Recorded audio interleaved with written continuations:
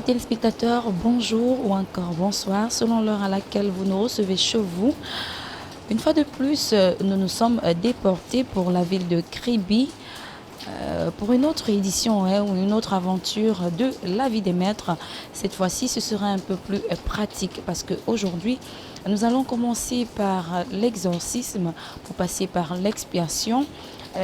Par l'anamnèse pour arriver à l'ouverture jusqu'à la protection. Donc beaucoup de choses à concocter dans cette émission. Je vous conseille de rester très très fidèle, mais alors scotché parce que nous allons poursuivre en allant vers la préparation des objets de culte pour l'exorcisme. Mais avant d'y aller, c'est quoi l'exorcisme? Selon la conception africaine, l'exorcisme c'est une façon de mettre hors d'état de nuit ou encore de mettre hors d'état de nuit un esprit qui habite une autre personne, qui habite un corps humain. Donc ici, le maître va pouvoir délivrer, si vous voulez, quelqu'un envoûté, par exemple. Donc restons scotchés pour la suite.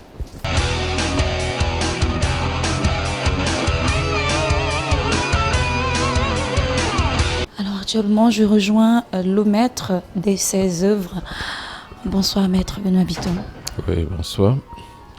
Alors une fois de plus, nous sommes rendus à Kribi pour une séance d'exorcisme et à la fois de préparatifs, je veux dire, d'enseignement. Voilà. Est-ce que vous pouvez déjà présenter tous ces objets de culte à nos téléspectateurs?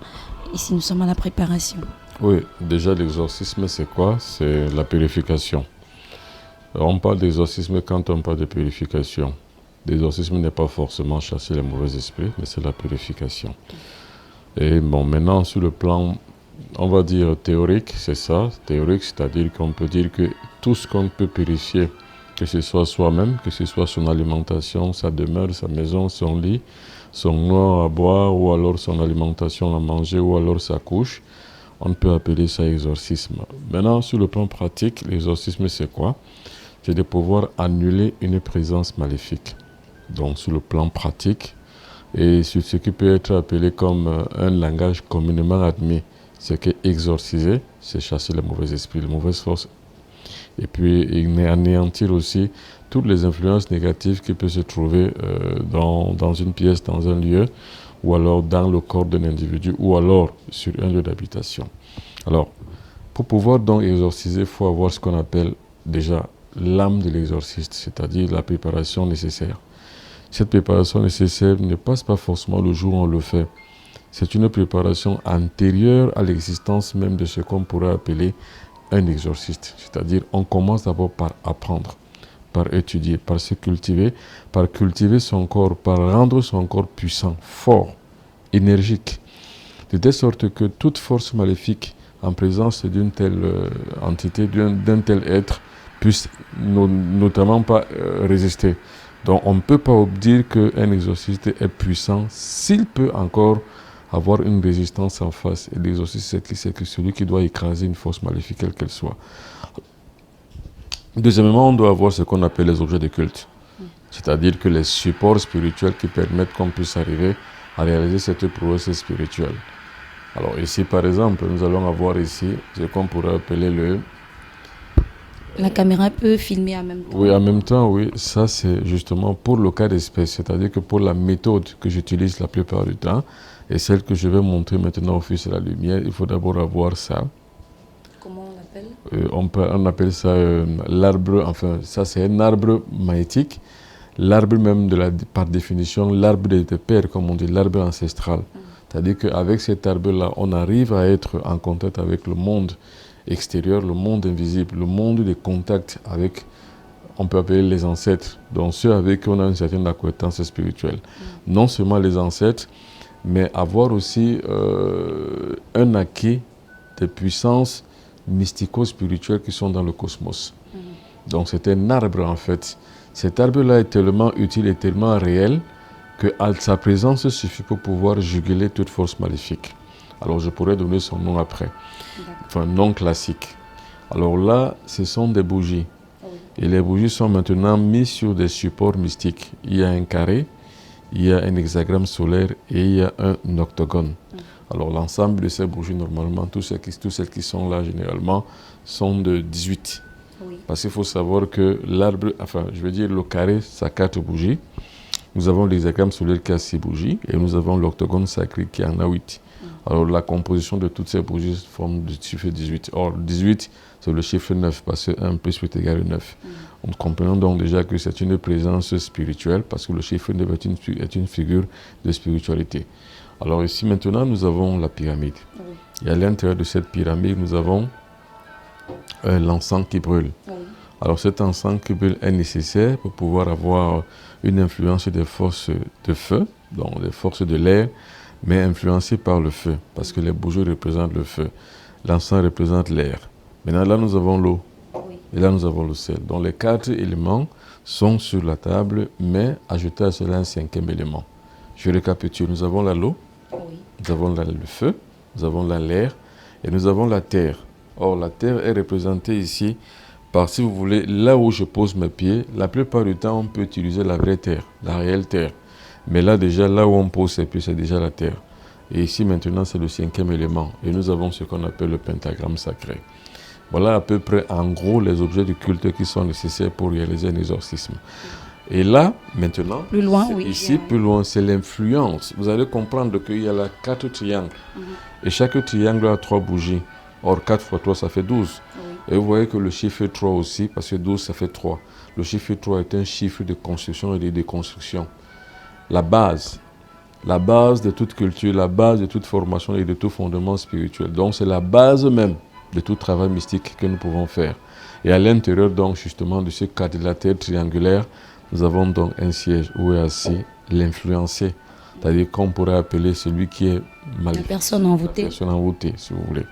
Alors ici, c'est le propre d'un traitement, d'un travail d'exorcisme, de désenvoûtement. Parce qu'il y a plusieurs types d'exorcisme.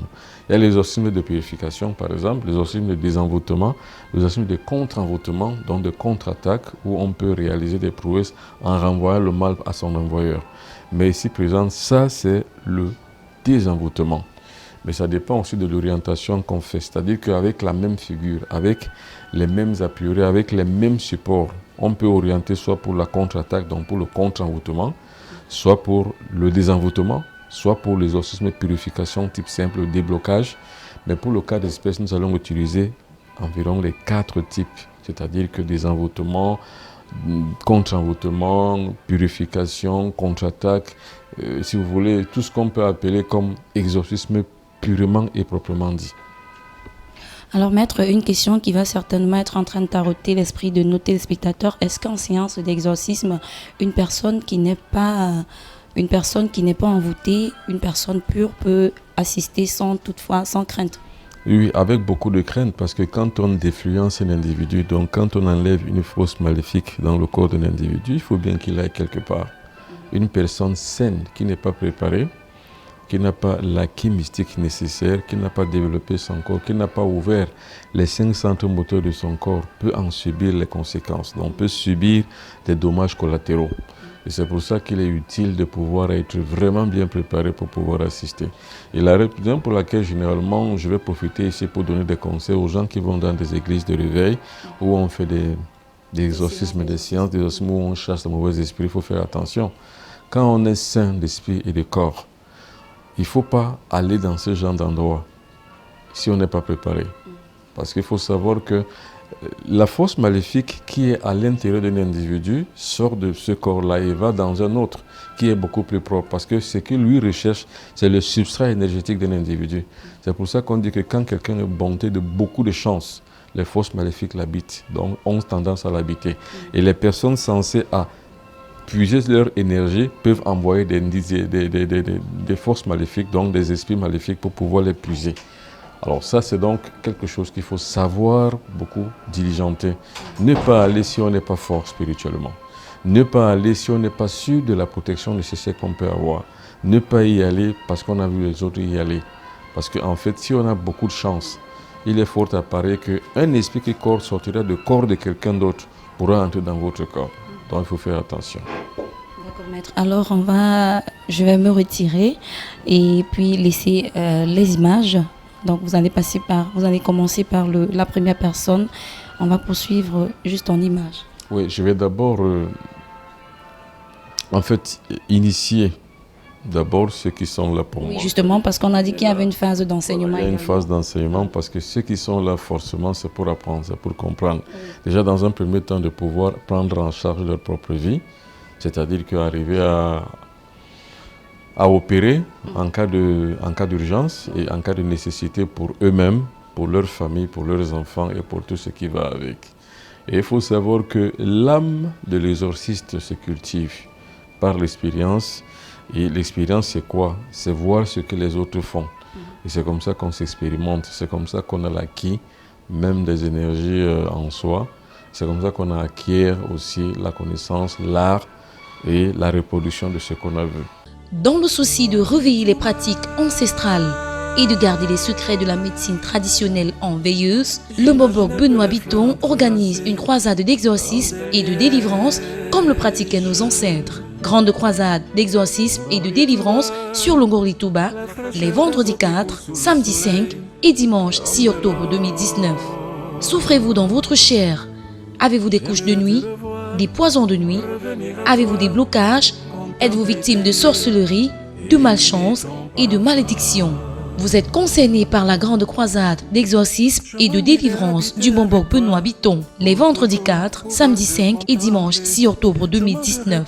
Déchargez-vous de vos totems, de vos fétiches, des poids, des envoûtements et des mauvais sorts. Contact et réservation 00237 677 71 61 36 697 06 20 91. Grande croisade d'exorcisme et de délivrance. Si tu rates ça, tu le regretteras. Bon, alors, ce qui est nécessaire à comprendre ici, parce que la plus grande nécessité, c'est quoi?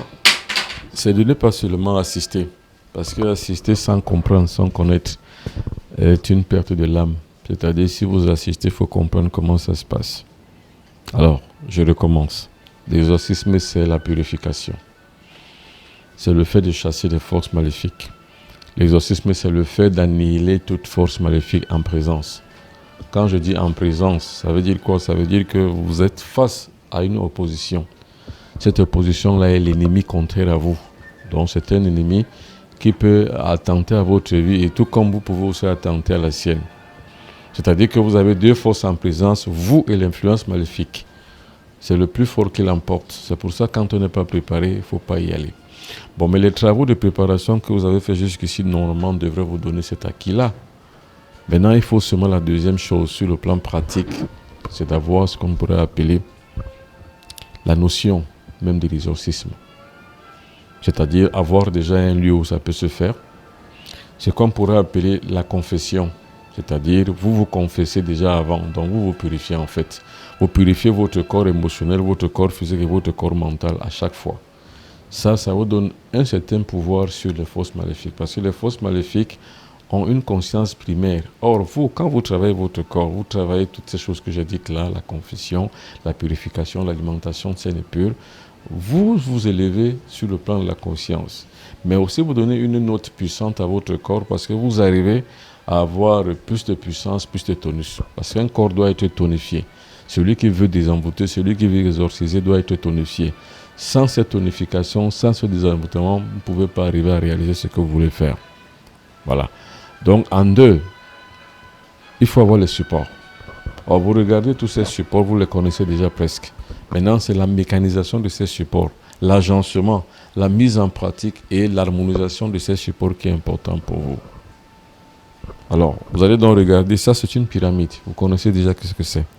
Et à l'intérieur de la pyramide, il y a ce qu'on appelle le sceau, donc si vous voulez l'encensoir, qui symbolise les esprits de l'air. Parce qu'il faut que là où vous êtes, votre table rituelle représente les 5 forces de la nature.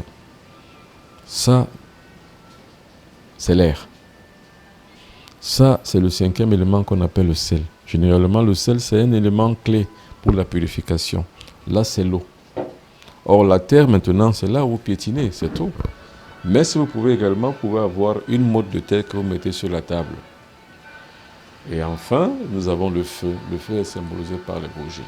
Maintenant, les figures qui symbolisent les bougies, je récapitule ce que j'ai dit avant. Il y a le carré,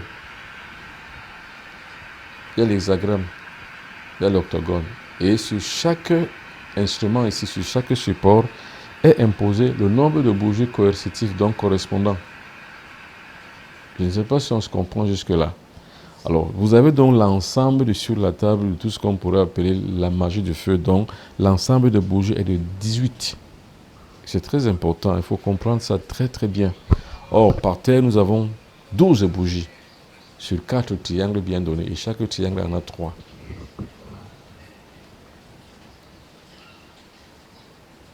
Est-ce que ça se comprend jusque-là? Voilà. Et sur la table, vous avez donc votre arbre mystique. Cet arbre mystique est l'arbre de vos ancêtres, en fait. Et vous allez voir que la croix kabbalistique représente 7 figures. Et il y a 7 initiations sur la croix kabbalistique qui permet qu'on puisse arriver à avoir la puissance qu'il faut nécessaire pour arriver à dompter le cosmos, à dompter les énergies négatives et à dompter les forces maléfiques qui sont en présence.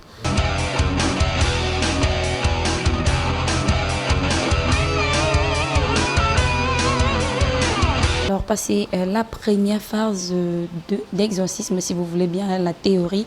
Donc ici, le maître a expliqué à ces âmes, à ces hommes et femmes qui ont choisi d'apprendre la spiritualité. Donc ici, ils ont appris quels sont les objets qu'il faut disposer, déjà comment il faut se préparer, comment il faut préparer son corps et son âme pour être en présence pour être en séance d'exorcisme. Actuellement, nous allons passer à la phase pratique.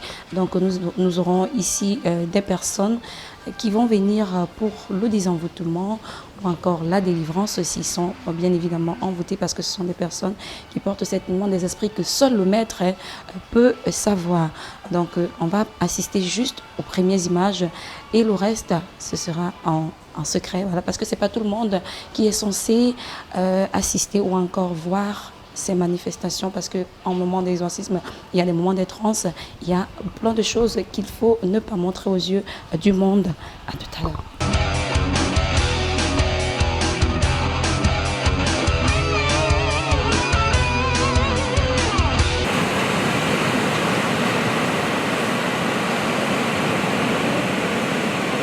Amis téléspectateurs, après cet instant de pause, d'exorcisme dans l'intime secret, nous voici rendus au deuxième jour de cette aventure. Alors, on va prendre quelques avis avec le maître avant d'assister, parce que là, hier, nous étions à la pyrothérapie. Donc, avec le maître, on va essayer de comprendre pourquoi passer d'un moment à un autre, parce qu'après cette pyrothérapie, nous allons assister à l'hydrothérapie, donc l'exorcisme par l'élément eau. Suivez mon regard. Alors ici et maintenant, je rejoins le maître après cette séance d'exorcisme. Maître, comment ça s'est passé? On va dire que c'était la pyrothérapie, c'était la séance de pyrothérapie. Oui, l'exorcisme par pyrothérapie, c'est un exorcisme qui tend à utiliser les supports du feu. Alors, ces supports du feu permettent que l'on puisse utiliser ces substrats énergétiques pour chasser, pour détruire les forces du mal et pour les envoyer balader, donc pour en fait exorciser. C'est pour ça qu'on appelle ça exorcisme pyrothérapeutique. Oui. C'est-à-dire qu'avec l'utilisation du feu, pour pouvoir purifier, sanctifier, chasser, désenvoûter et même contre-envoûter ou bien contre-attaquer. Alors après cet instant, ce sera la phase de l'hydrothérapie. Est-ce que vous pouvez expliquer ce petit passage? Pourquoi l'un après l'autre? Pourquoi pas la pyro avant la thérapie, pourquoi pas l'hydrothérapie avant la pyrothérapie? Non, la pyrothérapie, d'abord, ça brûle. Il faut savoir que le feu a ceci de particulier, que c'est un élément brûlant et brûleur. D'ailleurs, même il y a un aphorisme même chrétien qui dit que notre Dieu est un feu brûlant. Et nous savons que la puissance interne même est une puissance qui est semblable, qui est symbolisée par le feu. La puissance interne qu'on pourrait appeler la force motrice, l'élément motrice, le verbe divin en soi, normalement est symbolisé par le feu. Donc quand on commence par la pyrothérapie, donc l'exorcisme pyrothérapeutique, on arrive d'abord à brûler toutes les scories. C'est-à-dire que dans la préparation de l'individu, par exemple comme cet individu qui est présent, nous sommes en train de brûler C'est-à-dire on brûle d'abord toutes les scories, toutes les négativités qui sont dans son corps, toutes les errances, que ce soit des errances par affection mystico-spirituelle, mystico-magique, ou alors pas des errances, même des affections de n'importe quelle maladie. On brûle d'abord. C'est pour ça qu'on parle de pyrothérapeutique, exorcisme pyrothérapeutique pour brûler. Maintenant, l'hydrothérapie, c'est quoi? C'est quand on a brûlé, il faut laver. Alors, l'exorcisme hydrothérapeutique, ça sous-tend qu'on lave finalement ce que le feu a brûlé. C'est pour ça que la dernière phase est la phase de l'hydrothérapie. Donc, l'exorcisme hydrothérapeutique. Alors, amis téléspectateurs, je vous conseille de rester fidèles parce que à présent, nous allons accompagner l'eau maître vers la mer parce que pour l'hydrothérapie, comme on le dit, on va laver, voilà, on va laver ce qu'on a d'abord brûlé par la pyrothérapie, j'y arrive. Donc, suivez juste nous en image.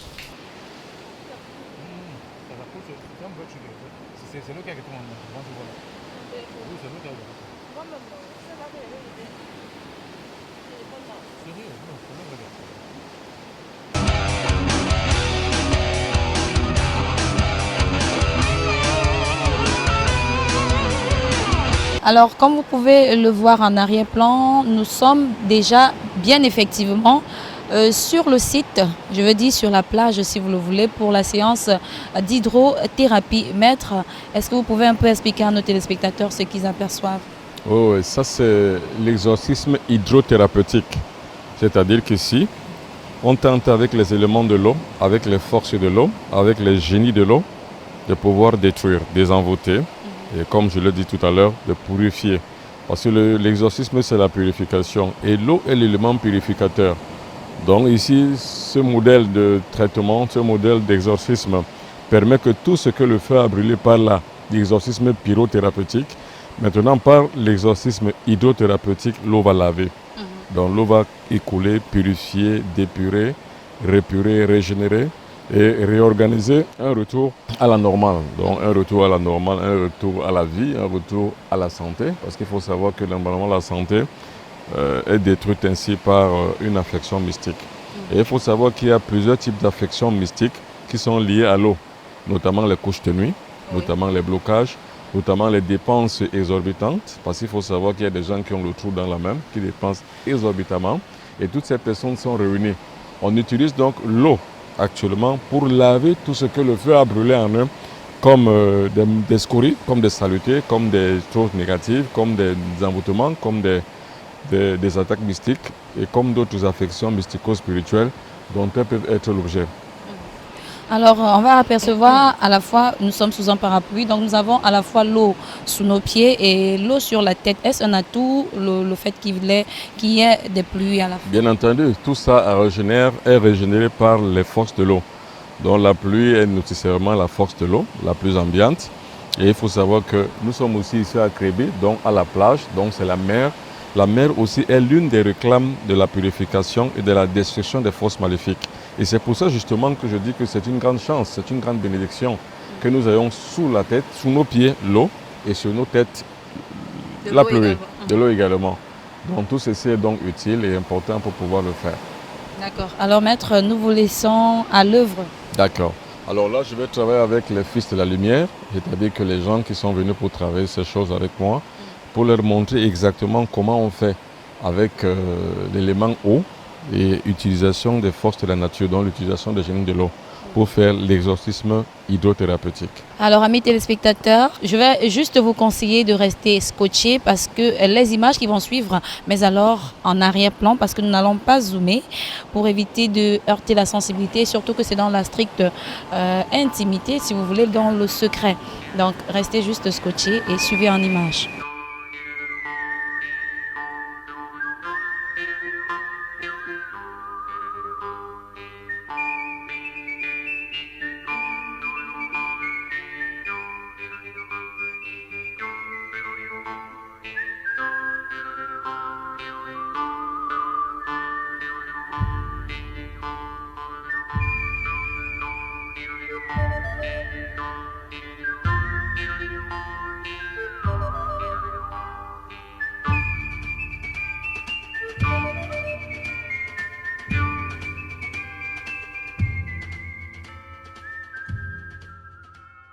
Alors, maître, on voit vos apprenants en train de s'exercer. Est-ce qu'ils y arrivent ou encore ils ont toujours besoin de vous?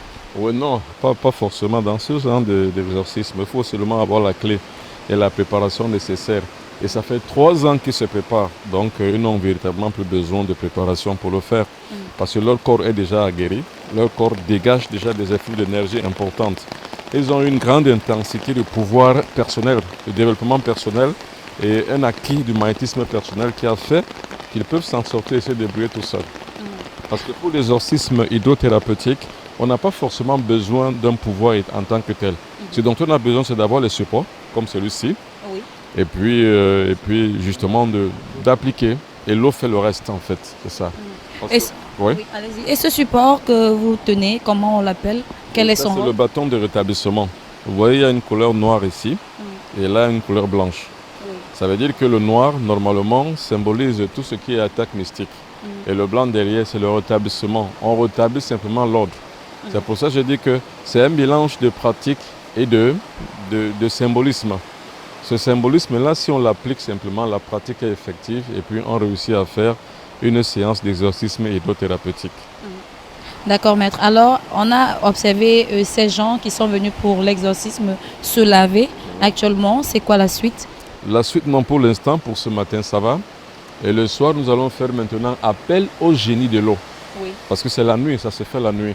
Là maintenant, c'était simplement une purification. Laver ce que nous avons essayé de faire au niveau de l'exorcisme pyrothérapeutique. Parce que pyrothérapeutique, ça veut dire qu'on brûle. C'est le feu qui brûle. Et justement, là, hydrothérapeutique, c'est l'eau qui purifie, qui balaie, qui lave. Et le soir, maintenant, nous allons travailler l'exorcisme au génie de l'eau. Ce qui est tout à fait différent. Vous savez qu'il y a 4 éléments de la nature. Chaque élément a ses génies. L'eau a ses génies, le feu a ses génies, l'air a ses génies, la terre a ses génies. Et ici maintenant, comme nous sommes à Kribi, nous sommes à la mer, c'est le pays des génies de l'eau. Donc l'utilisation des forces de la nature pour pouvoir exorciser avec les génies de l'eau. C'est un peu ça.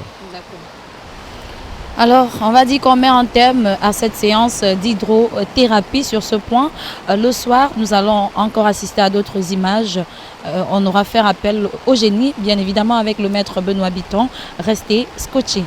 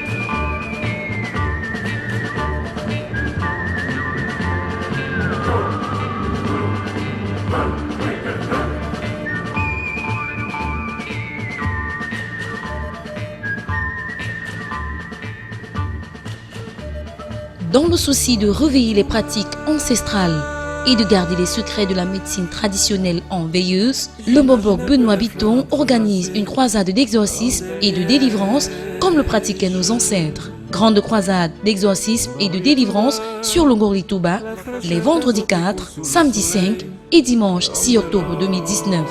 Souffrez-vous dans votre chair Avez-vous des couches de nuit, des poisons de nuit? Avez-vous des blocages? Êtes-vous victime de sorcellerie, de malchance et de malédiction? Vous êtes concerné par la grande croisade d'exorcisme et de délivrance du Bombok Benoît Biton les vendredis 4, samedi 5 et dimanche 6 octobre 2019. Déchargez-vous de vos totems, de vos fétiches, des poids, des envoûtements et des mauvais sorts. Contact et réservation 00237 677 71 61 36 697 06 20 91. Grande croisade d'exorcisme et de délivrance. Si tu rates ça, tu le regretteras. Actuellement, j'ai rejoint le maître. Maître, est-ce que vous pouvez expliquer à nos téléspectateurs pourquoi cette heure, il est 3 heures du matin, est-ce l'heure propice pour faire appel au génie de l'eau, comme nous l'avons dit tout à l'heure? Ça, c'est l'heure propice pour faire appel au génie de l'eau. Il faut savoir que l'horaire est important. L'horaire dans l'exorcisme est très important. Il faut le respect de l'heure parce que chaque génie a l'heure à laquelle l'influence devient beaucoup plus probante. Et à cette heure donc bien précise de la nuit, on peut l'avoir appelé, et également aussi les couleurs. Il faut savoir que c'est un génie qui obéit à la couleur blanche. Ce n'est pas par hasard que j'ai porté cette couleur blanche. Donc le blanc et le noir sied bien à la couleur des influences de l'eau. Donc cette heure est importante pour pouvoir juguler, pour pouvoir réveiller, pour pouvoir avoir l'influence nécessaire, l'influence positive pour opérer dans le type d'exorcisme. Exorcisme hydrothérapeutique, c'est très important. Est-ce que vous pouvez dire avec assurance maintenant que ces personnes qui ont passé ces 3 étapes, parce que nous avons eu une première étape qui était l'exorcisme par la pyrothérapie, plus tard nous avons eu l'exorcisme par l'hydrothérapie. À cet instant maintenant nous avons appelé les génies. Est-ce que vous pouvez dire avec certitude que ces personnes ont finalement trouvé guérison? Oui, on espère, mais je pense qu'aucun médecin au monde ne peut le dire. Mais ce qu'on peut quand même dire, c'est que quand on fait, et quand on a l'assurance, ou alors quand on a la conviction qu'on peut y être, surtout quand on est préparé comme moi, c'est-à-dire physiquement, moralement, spirituellement, émotionnellement, très préparé mentalement, je pense qu'on peut arriver à estimer qu'à 90%, 99%, 95%, 100%, on est sûr d'avoir atteint le quota nécessaire pour arriver à la libération totale au désenvoûtement, ou du moins à avoir entamé déjà cette négociation entre l'individu qui est victime et le bourreau qui doit être détruit par le génie de l'eau qu'on a appelé. Donc on peut être sûr que le génie de l'eau va réussir et va réagir, va agir même. Parce que c'est en cela que réside le fondement même de l'exorcisme hydrothérapeutique. C'est-à-dire, on appelle le génie afin que celui-ci réagisse à l'action et pour laquelle on l'a appelé. Nous avons observé tout à l'heure que la marée n'était pas favorable, si on peut le dire. Est-ce que ce n'est pas un obstacle ou alors vous avez préféré que cette marée haute vous accompagne? Oui, c'est même très bien parce qu'à l'heure de la nuit, généralement entre 2 heures et 3 heures, généralement la marée est haute. Et ce n'est pas pour rien qu'on a choisi cette heure-là. Et c'est dans la marée haute qu'on arrive à attraper le génie de l'eau et qu'on arrive à avoir un accessite beaucoup plus mystique avec lui. Parce qu'on a besoin qu'il soit là afin de pouvoir arriver à un exploit thérapeutique. Et c'est la raison pour laquelle la marée est défavorable physiquement pour nous les hommes, mais favorablement spirituellement pour le génie de l'eau qu'on veut appeler. Parce qu'il faut qu'il y ait de l'eau en abondance afin qu'il puisse arriver.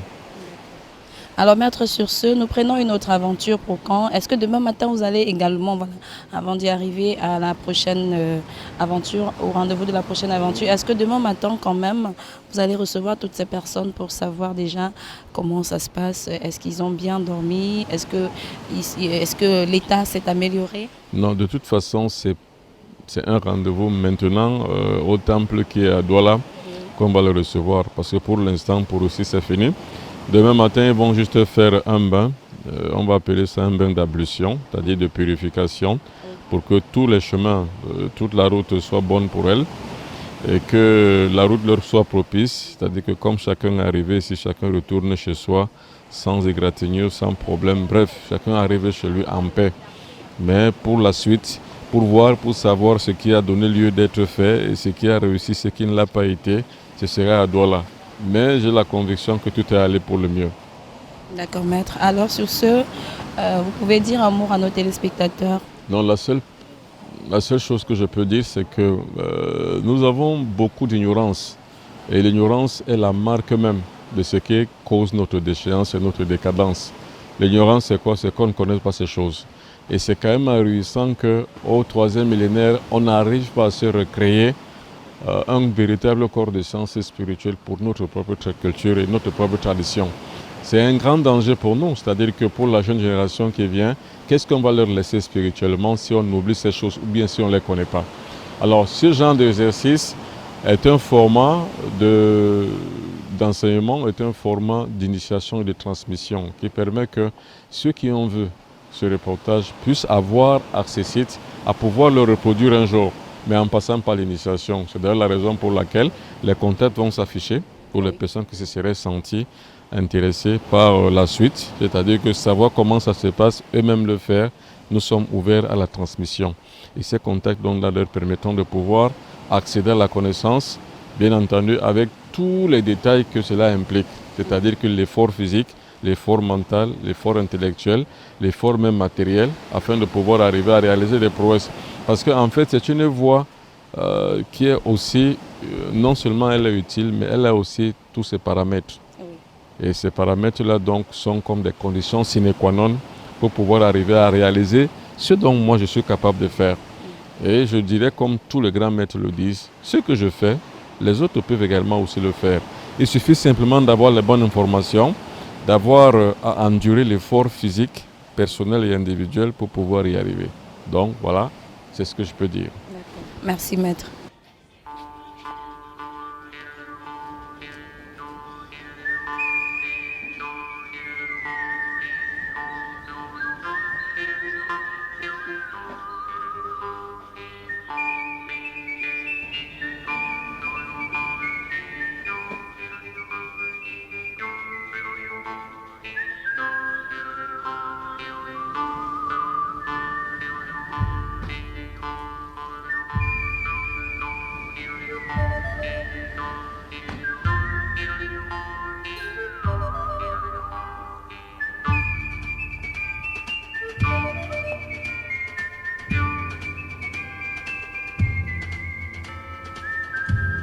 Amis téléspectateurs, je rejoins ainsi en fils de la lumière, voilà, un apprenant du bon Benoît Bitton. Il apprend auprès du maître la spiritualité. Pour cette aventure, Claude, pouvez-vous nous dire ce que vous avez eu de plus? Est-ce que l'aventure a été bien jusqu'ici? Qu'est-ce que vous avez gagné? Merci déjà Laetitia. C'est vrai, l'aventure a été merveilleuse.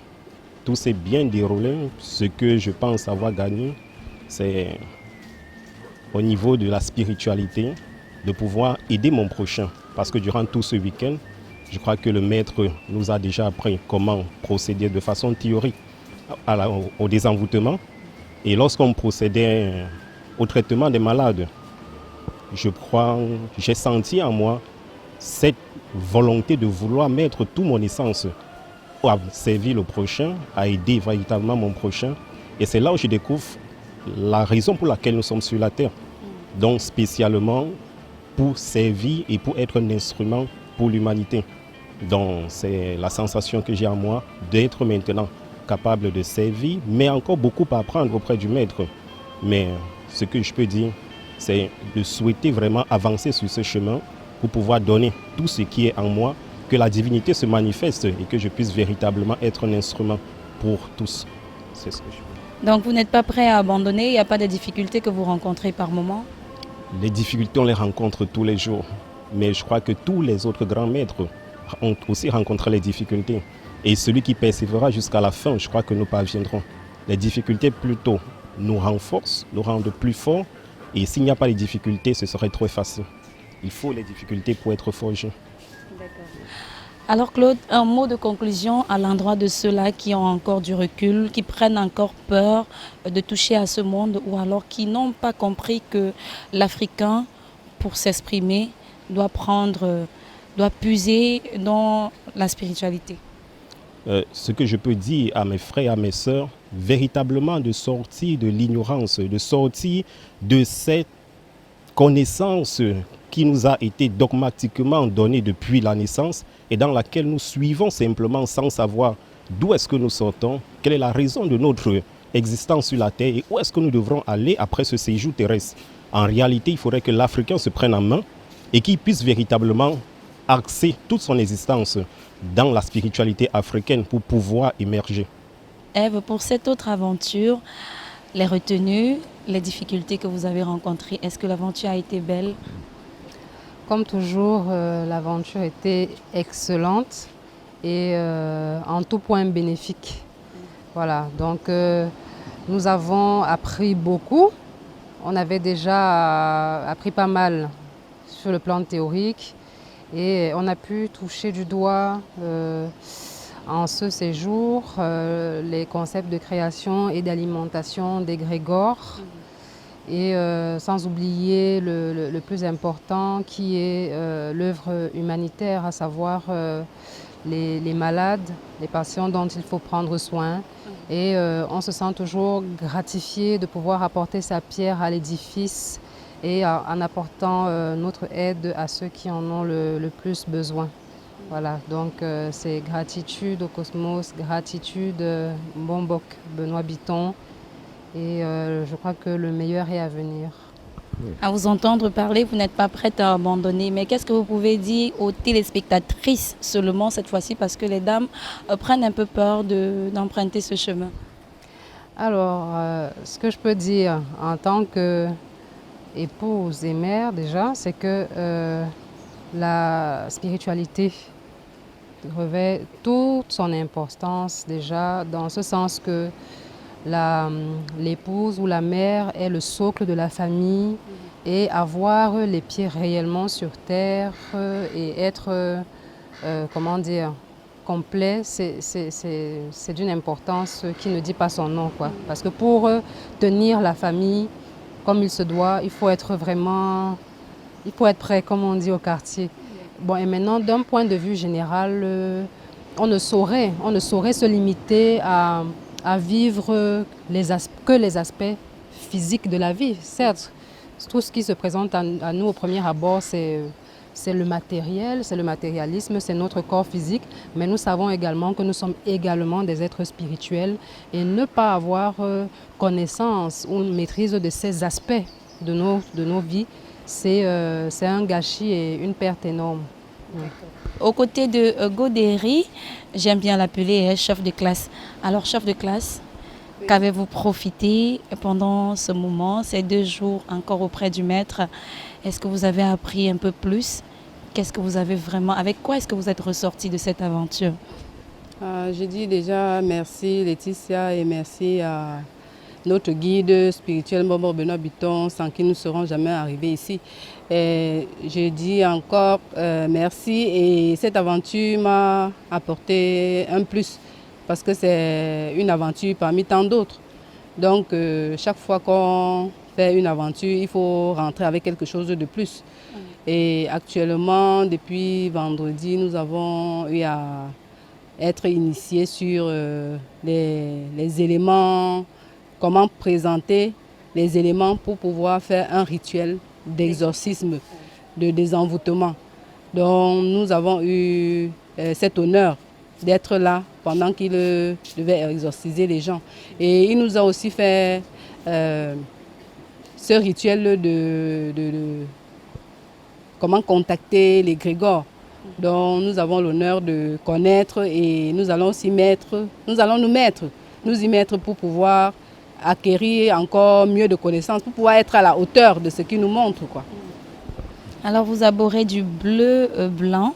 Est-ce que vous avez la signification en spiritualité? Pourquoi vous avez choisi d'aborder ces couleurs en ce genre? La couleur blanche, c'est d'abord une couleur de pureté. Et toute couleur va d'abord du blanc. Donc c'est une couleur que j'affectionne d'abord.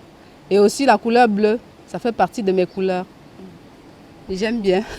D'accord. En tant que femme, j'aime bien le dire parce que parmi les apprenants de Mbombok, vous n'êtes que 2 femmes. En tant que femme, est-ce que vous pouvez dire à nos téléspectatrices pourquoi vous avez choisi le chemin, vu que beaucoup de femmes ont du recul en ce qui concerne la spiritualité? Comment vous vous y prenez pour accepter et vivre cela?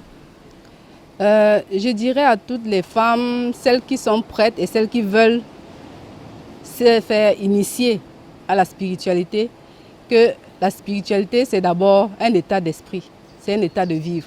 Donc il faut d'abord accepter, se faire initier avant de chercher son maître. Donc je dirais à toutes les femmes que la spiritualité, c'est d'abord le vouloir. Et quand vous voulez, vous pouvez. Et en spiritualité, on nous apprend beaucoup de choses. On nous initie à nous purifier, à nous exorciser, à nous soigner de nous-mêmes. Donc, depuis que nous y sommes, nous les femmes, nous parvenons déjà à notre petit niveau, parce que nous sommes encore au début, si je peux dire, à la classe préparatoire. Bon, nous parvenons quand même à faire des petits trucs. Je ne vais pas entrer dans les détails. D'accord, merci. Tout ce que je vous souhaite, c'est bon retour et à une autre aventure, certainement, vous serez de la partie. Ah, tout à fait. L'aventure est toujours la bienvenue. D'accord. Amis téléspectateurs, c'est sur ce que prend fin cette belle aventure. Aux côtés du maître Benoît Bitton, c'était la vie des maîtres à Kribi pour 2 jours. Une autre aventure serait toujours la bienvenue et vous serez toujours servi sur un bon plat. D'ici à là, portez-vous bien.